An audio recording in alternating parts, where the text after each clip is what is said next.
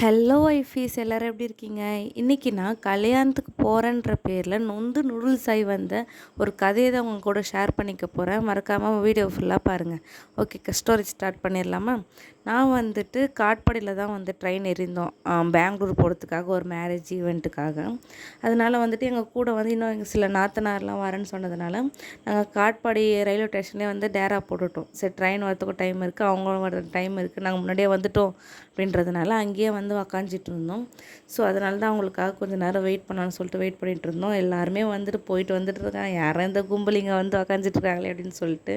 But இருந்தாலும் நம்ம அதெல்லாம் வந்து கண்டுக்காமல் நம்ம வேலையை வந்து பார்த்துட்டு இருந்தோம். அதுக்கப்புறம் கொஞ்சம் நேரம் கழிச்சு அவங்க வந்ததுக்கப்புறமா ட்ரெயினும் வந்துருச்சுனால நாங்கள் வந்து ட்ரெயின் ஏறி பெங்களூருக்கு கிளம்பிட்டோம். போகும்போது 6 மணி நேரம் ட்ராவல். எப்படியோ ஒரு வழியாக வந்துட்டு பெங்களூர் போய் சேர்ந்துட்டோம். அதுக்கப்புறம் ரிசப்ஷனில் என்னால் வீடியோ சரியாக எடுக்க முடியல. ஸோ அதனால தான் நான் எடுத்த ஃபோட்டோஸ் மட்டும் கொஞ்சம் அட்டாச் பண்ணியிருப்பேன்.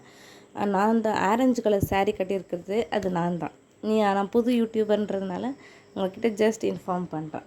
ரிசப்ஷனுமே நைட்டு லேட்டாக தான் முடிஞ்சு நாங்கள் ரூமுக்கும் போனோம். அதுவும் இல்லாமல் 6 மணி நேரம் ட்ரெயினில் வந்து உக்காந்துட்டே வந்து ட்ராவல் பண்ணிட்டு வந்ததுனால பயங்கர பேக் பெயின், பயங்கர டயர்டாக இருந்துச்சு.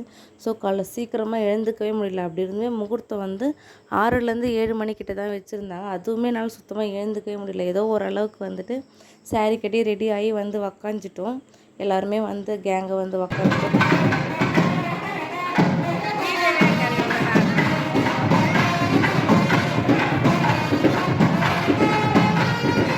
இந்த பெங்களூரில் மேரேஜ் முடிச்சுட்டு ரிட்டர்ன் போகும்போது எங்களுடைய நிலமை எப்படி இருக்குதுன்னு சொல்லிட்டு தான் நான் வந்து உங்களுக்காக இந்த வீடியோவில் காட்டிகிட்ருக்கேன்.